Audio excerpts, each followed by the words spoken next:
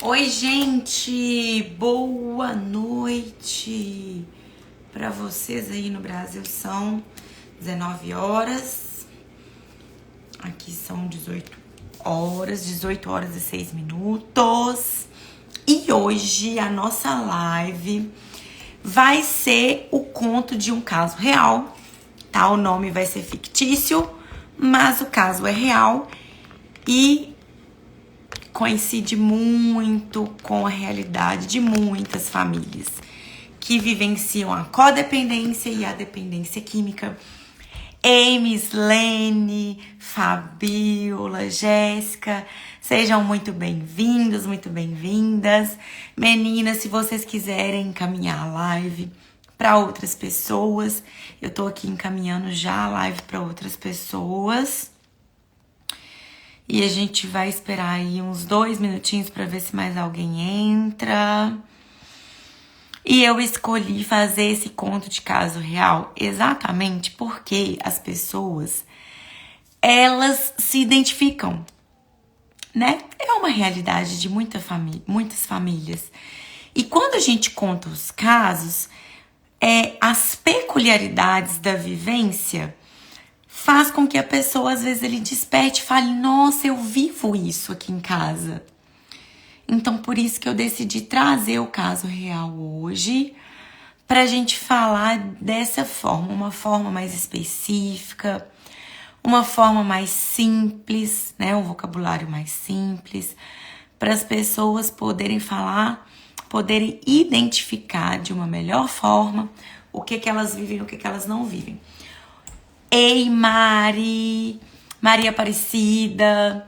Então, vamos lá, gente?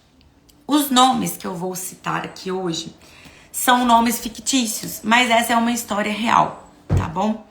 E a gente começa, Miss Lene, sejam muito bem-vindas. Saudades também, Mari. Daqui uma semana, mais ou menos uma semana e meia, a gente já vai se ver, vamos nos reencontrar novamente. O caso dessa família é uma mãe solo, uma mãe solteira, tá? E aqui eu dei o nome dela, um nome fictício, que é a Joana. A Joana teve apenas um filho. E esse um filho da Joana, ela o criou assim como a maioria das mães solos, com muita dificuldade ela criou esse filho dela. Por quê? Foi uma família que foi constituída de forma deixa a vida me levar.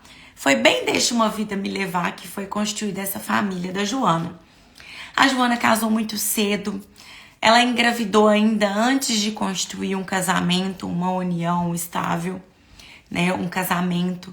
E a mãe dela, por ser contra esse tipo de união, contra ter filhos antes do casamento, a mãe da Joana forçou a barra para ela poder casar. E aí a Joana aqui com seus 19 anos, a idade também dela é real, viu? Só o nome que é fictício.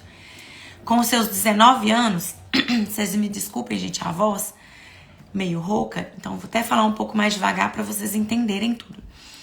A Joana aqui com seus 19 anos engravidou e foi forçada pela mãe a casar com o companheiro que ela tinha na época, que não era o companheiro que a Joana realmente amava e acreditava que queria estabelecer um vínculo afetivo para seguir uma vida adiante. E como acontece na maioria das famílias, o que a Joana fez? A Joana foi casar e se viu ali pressionada pela mãe e pelo pai, porque pai e mãe da Joana eram casados, mas a mãe da Joana não vivia uma vida feliz, se assim podemos falar. Ela tinha as questões ali com o pai da Joana, que imitava um relacionamento abusivo. Por que eu tô falando imitava?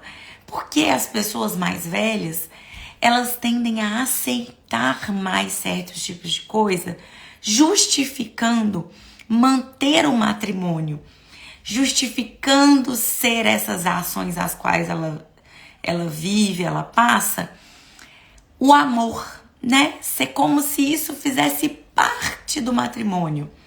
Como se as ações abusivas, os comportamentos abusivos fossem parte do matrimônio, e a mãe da Joana se viu ali passando por isso por muitos anos. 30 anos na época, quando a Joana tinha seus 19, já tinha 30 anos de casamento que a mãe da Joana com o seu pai já tinham estabelecido. Então, se vendo forçada por já ter engravidado com 19 anos, não ter uma relação sólida, a Joana se viu obrigada a se casar. E ela se casou. A Joana se casou, mas ali nos primeiros 2 anos da relação, a Joana já experimentou de uma união cheia de violências físicas e violências morais. Nem demorou até um pouco mais, porque geralmente a gente vê que as mulheres nesse tipo de contexto, elas não demoram tanto tempo para experimentar de algum tipo de violência física ou moral. Mas a Joana demorou aqui seus 2 anos para poder passar por isso pela primeira vez. Mas segundo os relatos da Joana, já haviam indícios de que essa pessoa era uma pessoa violenta fisicamente. Segundo a Joana, ela já sofria de agressões verbais, né? O companheiro chamava ela de nomes como puta, né? Esses nomes, desgraça, esses nomes, adia, nomes que fazem com que a mulher tenha sua autoestima não abaixada, despencada. A cada tempo que a pessoa passa ao lado de uma pessoa que usa esse tipo de palavreados com ela durante aí 2 anos, a pessoa só tende a ficar mal, a despertar quadros depressivos e ansiosos, e o que não foi diferente desse caso aqui da Joana. Então a Joana, quando deu 2 anos e meio, 2 anos e meio de casamento, a Joana não mais aguentou isso e quis separar.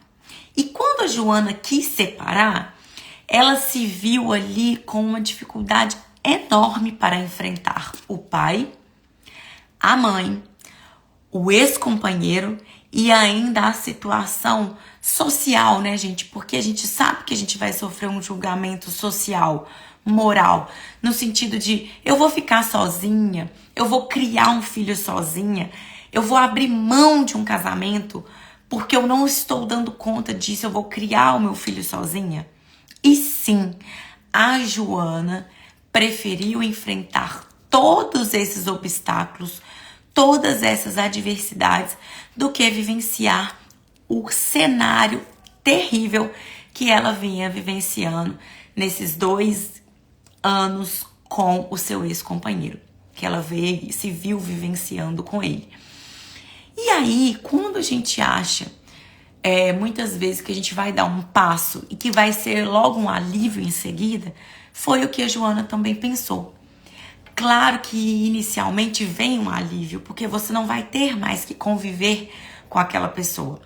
Então a Joana se viu aliviada ali no primeiro mês, na primeira semana, por não ter mais que conviver com aquele parceiro abusivo, tóxico, que ela tinha de viver dia após dia, aguentando situações de abuso moral e físico. A Joana apanhava a ponto de ter hematomas, de ter que sair com óculos escuro para as pessoas não perceberem os socos que ela levava. Então a Joana decidiu se separar e enfrentar aí todo esse contexto que eu acabei de mencionar. Não só a família, mas também o contexto social de dar conta de criar um filho sozinha. E após um tempo, a Joana já sozinha, 2 anos de casamento, 2 anos e meio de casamento, nem 6 meses sozinha de casamento, a Joana começou a experimentar as dificuldades. Dificuldade em arrumar um emprego, porque a Joana era dependente financeiramente do ex-companheiro. Então a Joana demorou mais de 6 meses para conseguir arrumar um emprego. E segundo os relatos dela, uma das primeiras perguntas que eram feitas na entrevista era se a Joana era casada.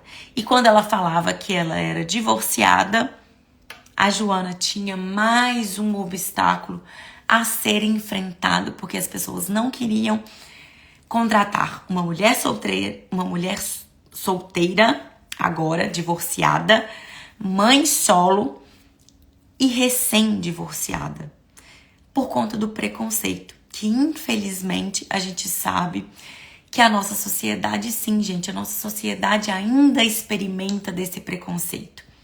E para vocês terem uma noção, hoje eu tô contando a história da Joana, já tem 5 anos que a Joana passou por essa situação. Ou seja, não é nada de muitos anos. 5 anos é recente, a gente tá falando aqui de uma época um pouco antes de pandemia.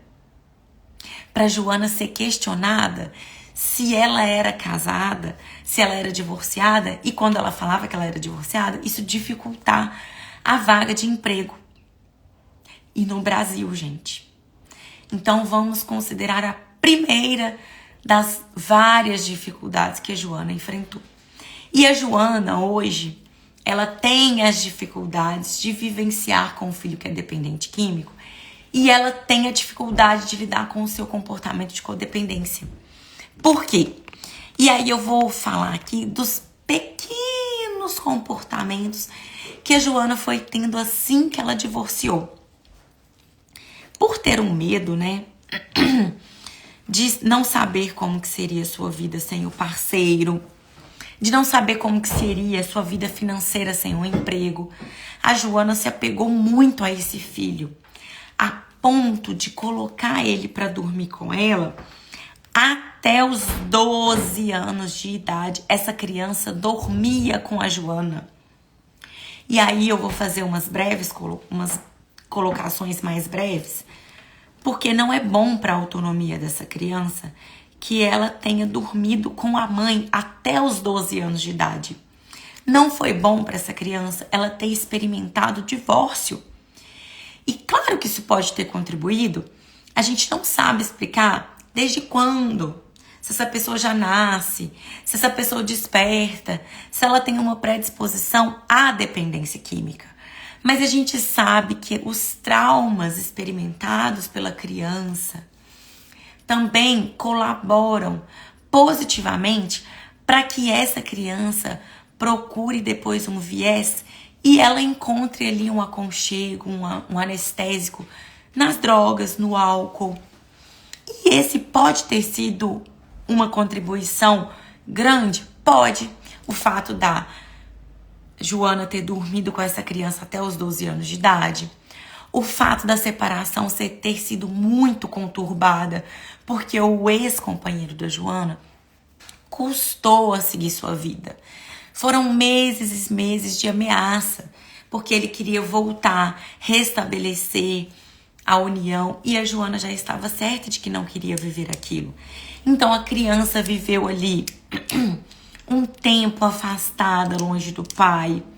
O pai também castigou a criança porque, revoltado porque a Joana não queria voltar e restabelecer o vínculo conjugal, o pai fazia chantagem, o pai ficava longe do filho, ele usava o filho como estratégia para poder fazer jogo ali, para fazer jogos psicológicos com a mãe, no sentido de: Joana, se você não voltar para mim, eu vou ficar um bom tempo, eu vou sumir, eu nunca mais vou ver o João, que é o filho da Joana. Então, esses jogos que comprometem também a saúde emocional da criança. Não só a saúde emocional da mãe, mas também a saúde emocional da criança. Então percebe que essa criança ela já veio experimentando de uma falta de oportunidade para ter a própria autonomia.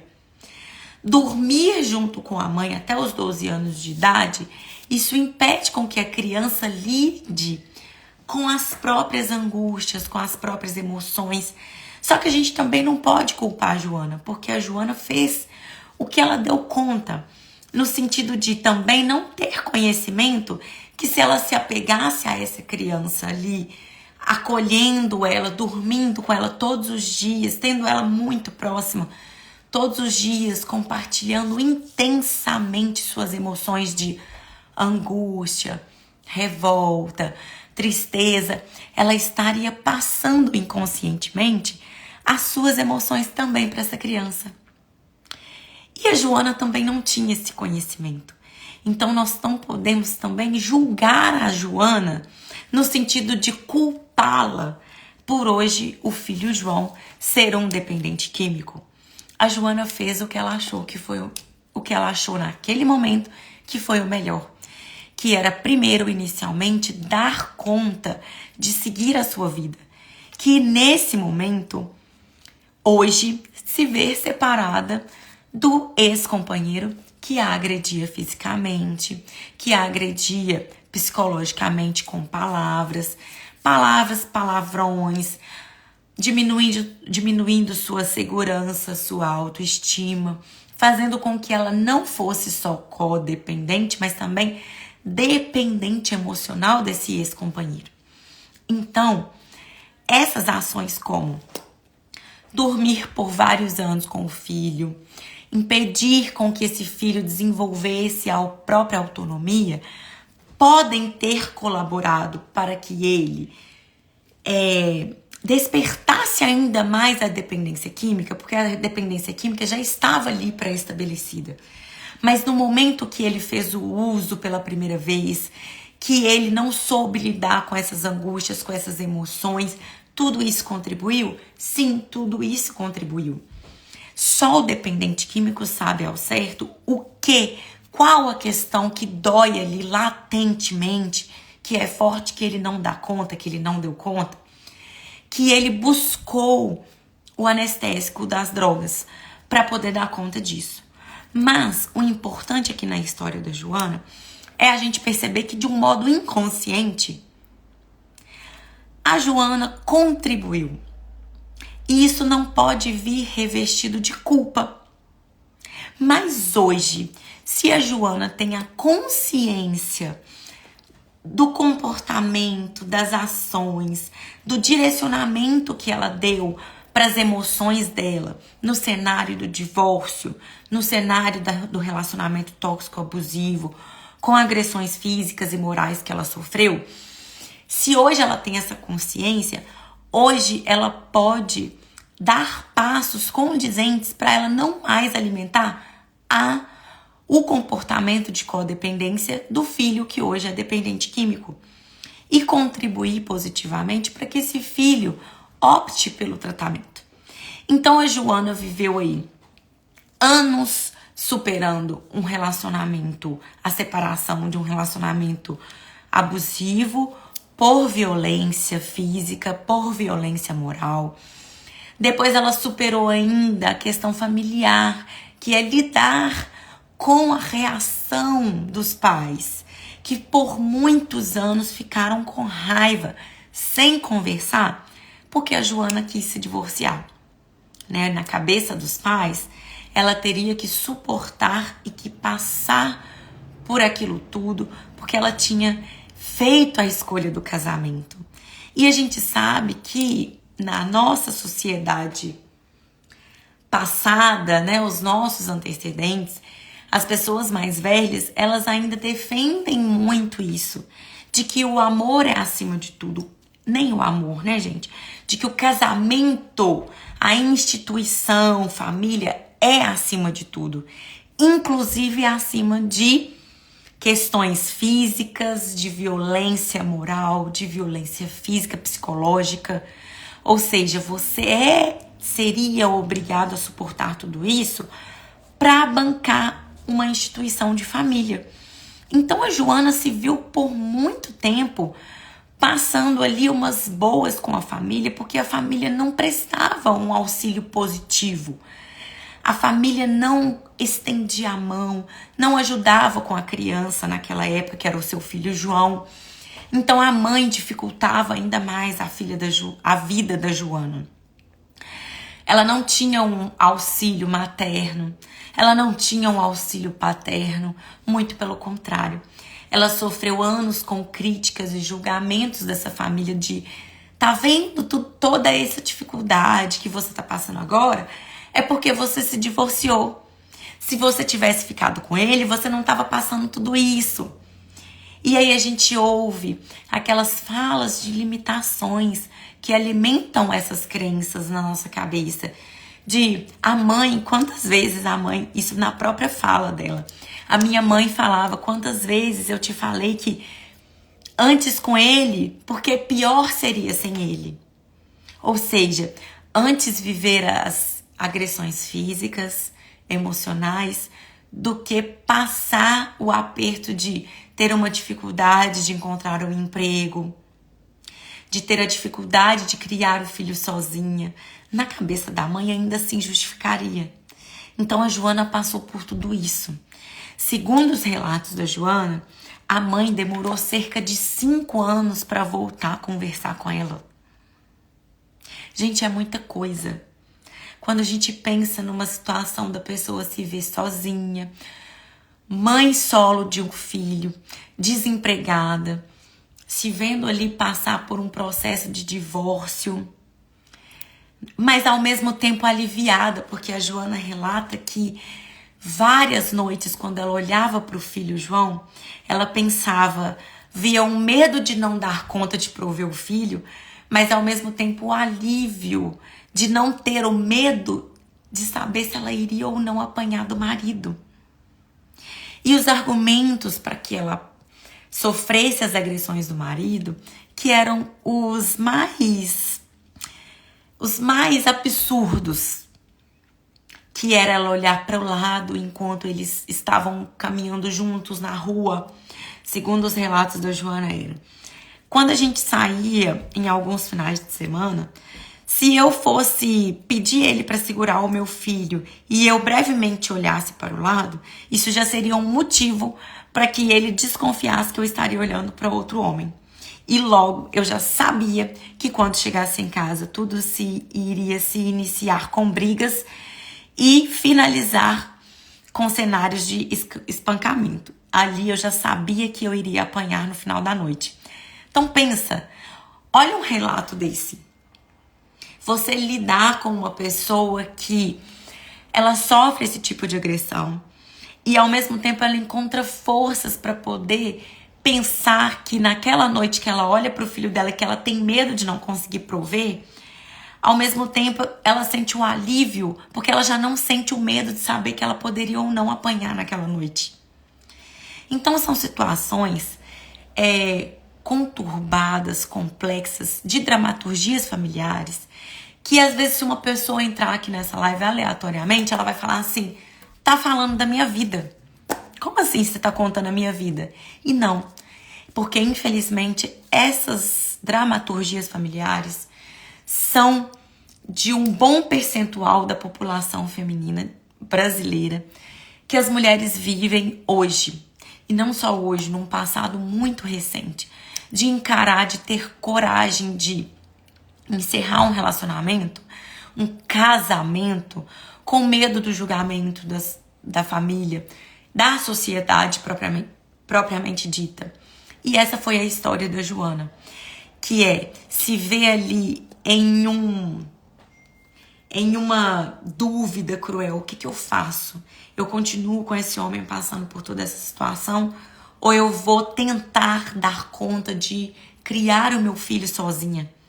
E demorou aqui 6 meses para Joana conseguir um emprego. E o primeiro emprego que a Joana arrumou foi na casa de família como auxiliar do lar, né? Como ela era uma faz-tudo, porque ela ajudava essa família a cuidar de outras crianças, ela faxinava essa casa e ela tinha ali a oportunidade de poder dormir com o seu filho João nessa casa, porque essa família era uma família de um poder aquisitivo maior. Então, ela só alugava quartos aos finais de semana para poder dormir com o seu filho João, mas durante a semana ela dormia na casa dessa família que tinha um poder aquisitivo maior. E aí a Joana conseguiu sair e dar andamento à sua vida financeira. Ela não tinha o apoio, porque demorou aí 5 anos para ela ter o apoio novamente da mãe, para voltar a conversar com ela. Então, a Joana se viu numa situação positiva. Poxa, conseguiu um emprego, ela não pagava o aluguel dia de semana, então ela só tinha que alugar um lugar para ela ficar aos finais de semana com seu filho João. Mas, para o pensamento de que as coisas estavam andando, fluindo positivamente, para esse pensamento da Joana naquela época, foi um pensamento que durou pouco, porque a Joana foi também assediada pelo seu patrão. A casa dessa família, que a contratou para ser aí multifunções, multitarefas, a Joana também, a partir de 1 ano e meio em que ela estava prestando seus serviços para essa família, ela começou a sofrer um tipo de assédio do seu patrão. E segundo os relatos da Joana, essa família, por ser uma família de poder aquisitivo muito alto, isso a impediu de se movimentar no sentido de fazer algum tipo de denúncia ou até mesmo de falar com a esposa do seu patrão, que estava acontecendo certos tipos de assédio, que hoje a gente fala assédio, mas que a Joana até relata como cantadas, que ela estava sofrendo as cantadas do seu ex-patrão. Então a Joana passou por aquele momento, percebe o ciclo de repetição da vida da Joana, que saiu de um relacionamento onde tinha um ex-companheiro que era violento fisicamente e psicologicamente, foi parar na casa de uma família para poder trabalhar de 1001 funções, e essa família tendo aí um poder aquisitivo muito alto, e mesmo assim a Joana se viu numa situação em que ela não tinha saída, porque ela começou a ser assediada pelo seu ex-patrão. Percebe como que essa pessoa deve reagir quando ela se vê numa situação repetida, em uma situação em que a pessoa se vê ali no deserto que nunca acaba. Estou eu vivenciando uma coisa parecida com o que eu vivenciei com meu ex-marido de novo. E aí a Joana relata que começa a piorar o seu quadro depressivo e ansioso. E nesse período ela já alimentava o comportamento de dormir várias noites seguidas com o seu filho, porque a Joana se sentia insegura. Então, gente, eu quero que vocês entendam que o fato dela se sentir sozinha, carente, dela só ter a companhia desse filho, que era filho único, que é o seu filho João, fez com que ela canalizasse a sua carência no filho e tivesse esses comportamentos que impediram com que esse filho criasse essa autonomia. Ou seja, a Joana, ela praticou um excesso. Ela abafou esse filho, ela impediu que esse filho com que ele experimentasse dessas emoções, da situação de separar do pai, da situação de ficar muito tempo sem ver a avó, porque, segundo a Joana, eles ficaram 5 anos quase sem se comunicarem, porque os pais eram contra o divórcio da Joana. Então você vê a criança, ela fica restrita à mãe. Foi como se eles tivessem estabelecido um vínculo, um elo muito forte. Então eles se tornaram cúmplices. Mas ali mistura um pouco da autoridade da mãe que a Joana tinha, e a Joana passa a ser um pouco de amiga, mãe, aquela situação misturada. Ela se perde na relação ali com o filho. Então, quando ela relata que começou a vivenciar as situações de assédio sexual do ex-patrão e que ela percebe que começa a ficar mais depressiva, mais ansiosa, ela fala que já não conseguia dormir mais sem o filho. E, em contrapartida, o filho também sentia falta da mãe, não tinha nem a oportunidade de ter. Por exemplo, quando ela fala que quando o João ia brincar com o coleguinha e a mãe perguntava se o João podia dormir na casa do coleguinha, o próprio filho não queria, e ela também já estava torcendo pro filho João falar que não queria, porque ela não queria deixar que o filho fosse dormir na casa do coleguinha, mas porque a mãe já tinha desenvolvido essa dependência do filho. E onde que eu quero chegar? é que esse comportamento, ao longo dos anos, ele alimentou e ele fortaleceu as condições do comportamento do dependente químico que hoje o filho João tem. Hoje, a Joana, só para terminar a história, a Joana trabalhou aí mais 3 anos na casa dessa família, vivenciando essa situação de abuso, de assédios pelo ex-patrão, e ela não conseguiu denunciar. Ela só pediu a demissão, mas ela conta um relato que foi muito sério dessa situação, foi em que ela pegou o ex-patrão com uma peça íntima dela na mão e ele segurou ela pelo braço e tentou beijar ela à força e passar a mão nas suas partes íntimas. Então, olha isso, a mãe que viveu anos com um ex-companheiro abusivo, que apanhava praticamente quase todos os dias, que quando custa ter força para sair do relacionamento, e esse caso é um caso real, tá? Aqui a gente tá trabalhando com os nomes fictícios, mas é um caso real. E aí a Joana relata que muito difícil para ela sair desse casamento, ela ainda ficou aí anos sem conversar com o pai e com a mãe, que viraram as costas para ela porque não estavam de acordo com a separação do casamento. E a Joana então se viu por 6 meses tendo várias oportunidades de trabalho sendo perdidas exatamente por ela ser mãe solo e por ela ser divorciada, porque geralmente a Joana fazia entrevistas para profissão de secretária. E ali eles perguntavam se ela era casada ou se ela era divorciada. E ela fala que quando ela falava que ela era divorciada, que tinha assim, ela falava, eu sentia que eu ia conseguir aquela vaga, mas quando eu falava isso e que eu era mãe solteira, isso há 5 anos atrás, gente, 5 anos atrás. Então a gente pensa que isso não existe mais. Existe, gente, isso existe. Essas limitações sociais, essas crenças limitantes, esse padrão para alguns tipos de profissão. Então existe, isso limita com que a mulher que se vê ali, ainda que não tem uma dependência financeira, na dificuldade de vencer uma relação abusiva, uma relação tóxica, tudo isso existe, tudo isso é real. Então quando a Joana se viu pronta para superar tudo isso, ela relata que ainda ficou esses anos na casa desse ex-patrão e que ela passou por essa situação de ter sido segurada por ele com a sua peça íntima na mão e ele tentou ainda passar a mão em algumas das suas partes íntimas. E esse foi o último dia que ela trabalhou na casa dessa família e ela relata que não teve coragem de denunciar porque a família era uma família de poder aquisitivo muito alto e ela tinha medo do que poderia acontecer e medo da dificuldade de depois não conseguir mais nenhum outro emprego.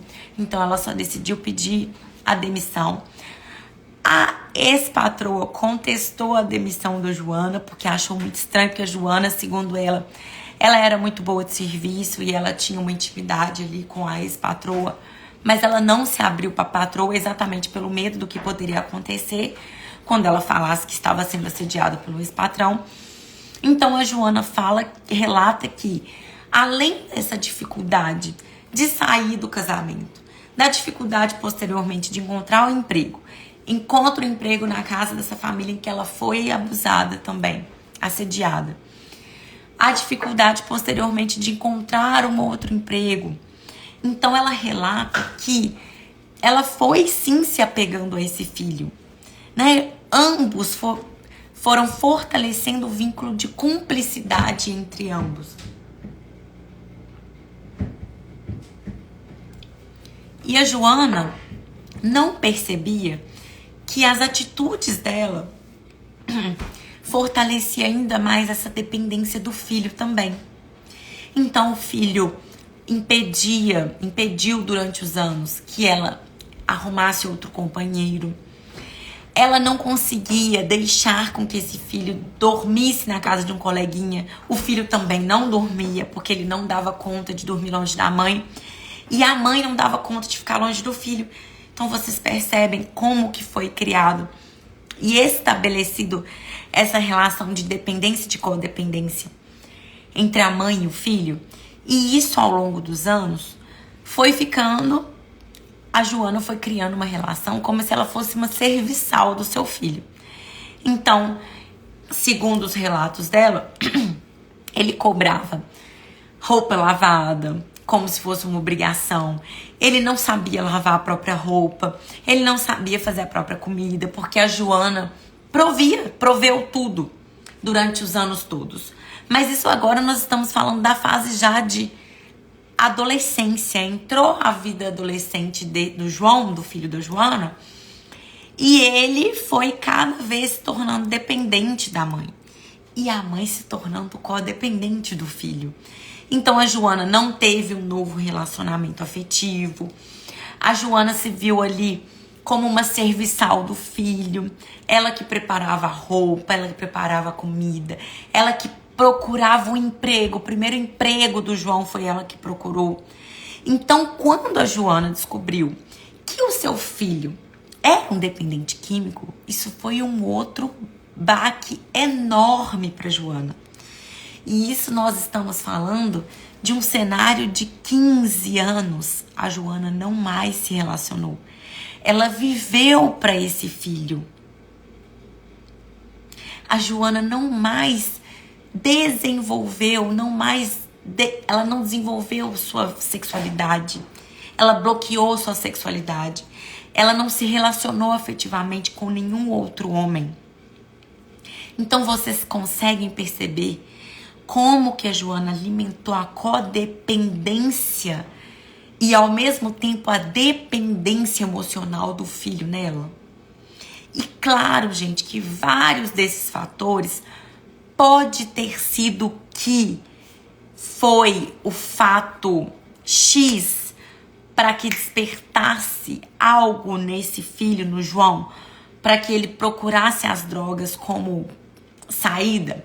Porque ele pode não ter dado conta, pode ter sido do divórcio. Isso a gente não vai saber, porque isso é uma questão muito pessoal dele. Só ele vai saber o que o fez ir buscar anestesia, tranquilidade, descanso nas drogas. Mas a Joana relata que quando ela descobriu que o filho, por volta dos 13 anos, estava usando drogas, foi um outro baque. E segundo a própria fala dela, me doeu mais que o meu primeiro divórcio e que a situação abusiva que ela passou no trabalho, do assédio que ela passou no trabalho. Porque ela tinha tanta expectativa, ela esperava tanto desse filho, que ela fala que isso doeu mais nela do que as coisas que ela mesma experimentou na pele, ela por ela mesma. E nessa fala a gente percebe o nível de codependência da Joana. A Joana era quem procurava o emprego. A Joana era quem incentivava o filho a namorar. A Joana era quem incentivava o filho a sair, a ter amigos, porque eles sempre foram eles por eles. Só que a vida da Joana ainda teve como ficar um pouco mais agitada. Posteriormente, aos 13 anos, por volta dos 15 anos, quando o João, já na fase da adolescência, já estava usando mesmo, a Joana já o reconhecia como dependente químico. Começaram os cenários de agressões. A Joana começou a perceber o seu filho muito violento fisicamente. Quando ela cobrava, falava: meu filho, você não pode fazer isso, por que você está escolhendo esse mundo? Falas de mães codependentes. Meu filho não faz isso comigo, por que você está fazendo isso comigo? E, gente, isso fortalece ainda mais a procura do dependente químico pelas drogas. Porque é como se você estivesse alimentando nele. É como se essas falas levassem culpa pra ele. Você pesa o lado dele. Meu filho, por que você tá fazendo isso comigo? Você não pode fazer isso comigo. Ou então falar: você é um vagabundo, por que você não vai trabalhar? Isso pesa no dependente químico. E isso faz com que, ao invés, como a maioria das pessoas pensam, que isso vai despertar, dar um insight nele para ele buscar tratamento, Isso vai fazer com que ele busque ainda mais a saída, o caminho das drogas, porque ele vai querer se anestesiar. Já existe algo que pesa ali pra ele, algum sentimento, alguma emoção, alguma situação que ele não dá conta. Então, quando ele ouve essas falas, é como se isso pesasse 10 vezes mais. E quando uma pessoa que é dependente químico se vê numa situação dessa, se por si só o que ela traz, que ela não dá conta, já faz com que ela busque as drogas como anestésico, imagina se vem uma situação ou falas que pesam 10 vezes mais tudo aquilo que tá dentro dela. Ela vai correr e vai buscar as drogas, porque ela quer se anestesiar. Então, quando ela tinha esse tipo de comportamento com o João, aos 15 anos, que ela ia chamar a atenção dele, meu filho, por que você tá fazendo isso comigo? E falas da Joana. Que foi difícil pra mim divorciar do seu pai, ficar com você sozinha, ter você sozinha. Era tudo que ela falava pra ele, que ela jogava na cara dele, na verdade, né? Pra você me dar isso como retorno, pra você não me ajudar, pra eu não ter um incentivo. A Joana esperava do filho que ele fosse um incentivo, que depois ele trouxesse fortaleza pra ela. Ela fez como se existisse ali uma troca. Meu filho, eu fiz isso por você, em contrapartida você precisa fazer algo por mim. E, gente, está errado dentro, primeiro, do contexto familiar, a mãe esperar algo do filho. E também o filho esperar algo da mãe. O filho vai esperar o que a mãe tem para oferecer, claro. Mas a mãe esperar o salvamento do filho, entende como aqui no contexto a Joana esperava? Isso é algo de codependência. A Joana ela não dava conta, ela não tinha força o suficiente para ir sozinha. Como ela alimentou a situação de dependência ao longo da vida, né? As mães trazem a questão de ter os filhos como se fosse a extensão, literalmente, das suas vidas.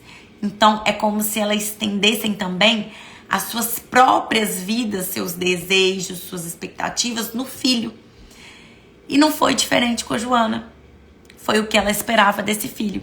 Então, quando esse filho vem e esse filho traz essa situação de desgosto, de contrariedade, de viver na dependência química para essa mãe vai se sentir, sim, traída, vai se sentir frustrada, porque ela esperava mais desse filho. Meu filho, você tinha que me dar um gosto, uma satisfação.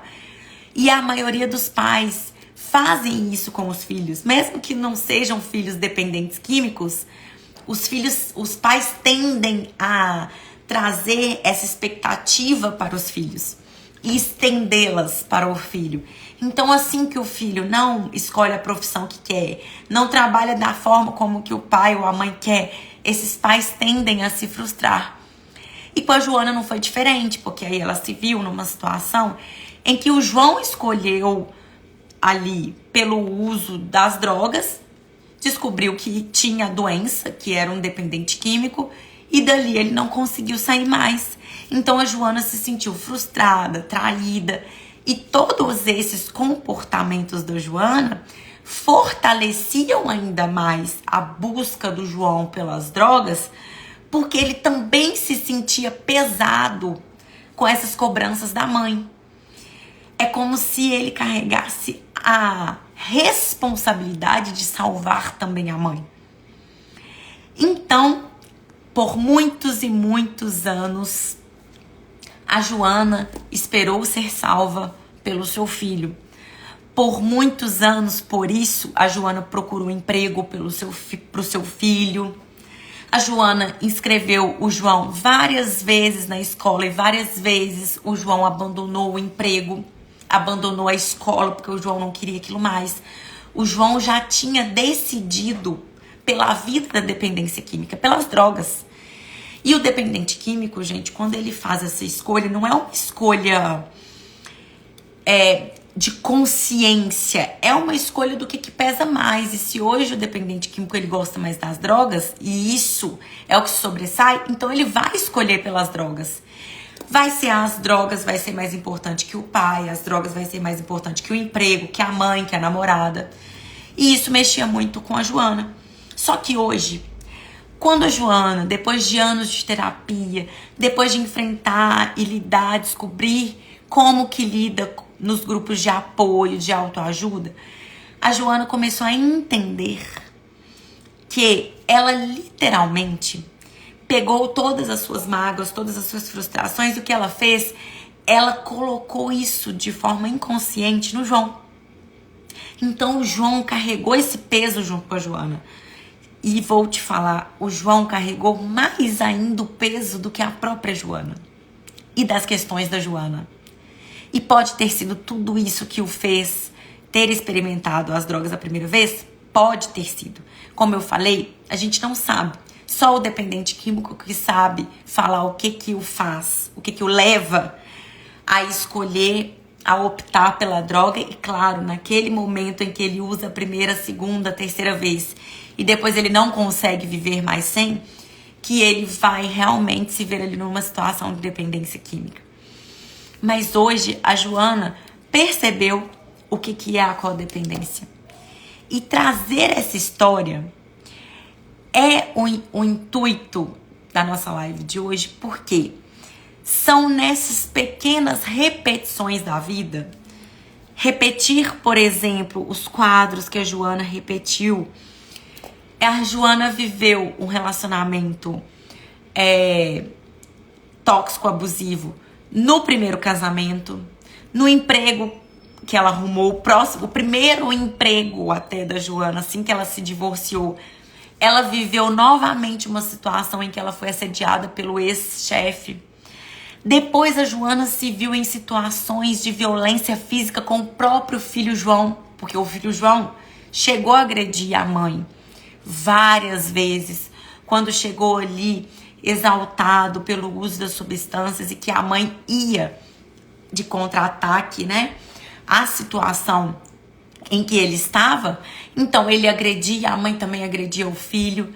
Então percebam que a Joana, ela alimentou uma vida de um ciclo que repetiu por longos anos a violência física, a violência moral, psicológica na vida dela. E a Joana, depois de tratamento, depois de entender e compreender a dinâmica da codependência e da dependência química, ela entendeu que o primeiro fato que fez ela levar e colocar tudo isso em cima do filho dela foi o fato dela ter, aos 19 anos, se casado, porque ficou grávida a primeira vez. Ela não se casou porque ela queria. Ela se casou porque ela queria fugir de casa. Porque a situação que o pai e a mãe da Joana vivia, como eu falei no início da nossa live, também era uma situação abusiva, mas que a mãe aceitava porque a mãe acreditava que aquilo fazia parte do casamento. E a Joana não sabia lidar com aquilo, então ela queria fugir daquilo.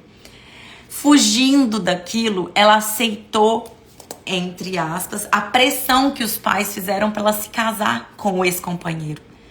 Então a Joana foi levada ali por um bolo, né? Por uma série de questões inconscientes que ela tinha e que ela não tinha a percepção, ela não tinha consciência. E ela foi vivendo automaticamente, reproduzindo todos aqueles sentimentos que ela alimentava ali desde quando ela era adolescente e vivenciava as mesmas coisas que ela viveu no casamento, que ela vivenciava dentro da casa dela com o pai e com a mãe, mas que ela não soube lidar. Mas hoje a Joana tem a oportunidade de fazer diferente com tudo isso que ela trouxe, porque hoje ela se tornou um ser desperto das emoções, da dramaturgia, do cenário familiar, do contexto que ela vive, que é um contexto de repetição cíclica. É um ciclo de violência, é um ciclo de insegurança, é um ciclo onde a mulher não tem autoestima, onde a mulher não sabe ser valorizada, ela não sabe lidar com isso.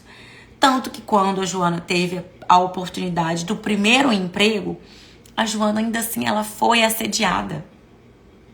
porque ela deu ali tudo dela, mas ela não sabia impor os limites, as condições. Ela não se via ali como uma mulher merecedora, como uma mulher de autoestima. Ela não sabia lidar com toda aquela bagagem que ela trazia até ali naquele ponto.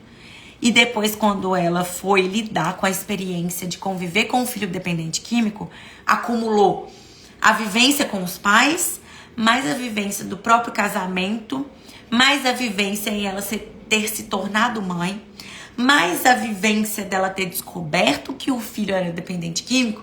Então pensa, toda essa carga para ela descobrir que pelo fato dela não saber lidar com aquilo, não saber de qual que era o lugar dela dentro daquela família, onde ela também quis salvar a mãe dela, onde ela não compreendia o porquê que um casamento tinha que existir questões tóxicas e abusivas para se manter o casamento. Isso nunca fez sentido para Joana.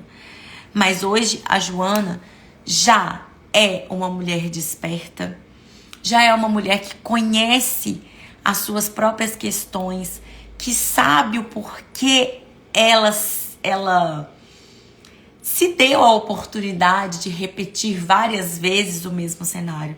Hoje ela tem uma noção e uma consciência disso. Então, trazer a história da Joana pode parecer que eu estou falando da vida de um monte de gente por isso. Porque o que a gente mais tende a fazer é repetir as questões que tem dentro do nosso núcleo familiar. E quando nós falamos de pessoas que trazem esse ente que é um dependente químico, isso acontece, repete de uma forma muito mais intensa.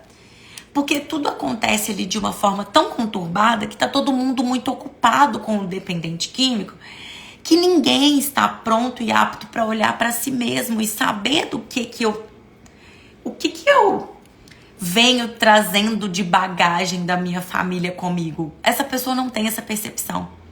Mas o bom é que a Joana hoje, ela já faz as melhores escolhas. Ela sabe, tem consciência da codependência dela. E hoje ela não mais alimenta a relação de carência, a relação que impede o filho dela de procurar tratamento. E tanto é assim que a Joana conseguiu, pela primeira vez, não mais fazer o movimento de procurar emprego para o filho, de fazer tudo pro filho como uma serviçal. Hoje o filho já faz as próprias coisas. E hoje o filho da Joana já teve a oportunidade de optar pela primeira tentativa do tratamento para a sua dependência química. Porque a dependência química é dele e não da Joana. Então a Joana que toma conta das suas questões e o João que tome conta da sua dependência química, porque isso é uma doença. E ele deve ser responsável também pela doença, pela busca do tratamento da doença dele. Então eu espero que vocês tenham aprendido alguma coisa com esse caso real de hoje e que isso possa ser o despertar que você esteja precisando para pensar onde que eu tô alimentando essa codependência minha, ou esse vínculo, ou alimentando essas coisas ruins que eu trago das raízes da minha família. Então, gente, um beijo. E vai ficar salva a nossa live. Segunda-feira tem mais live, toda segunda-feira. Só ontem que não deu pra gente fazer a live, mas hoje já teve a nossa live no horário. E quem não conseguiu entrar pra assistir desde o início, assista, vai ficar gravado, porque a história da Joana é muito legal e é uma história que vai te ajudar aí a perceber muitas coisas da sua vida. Um abraço!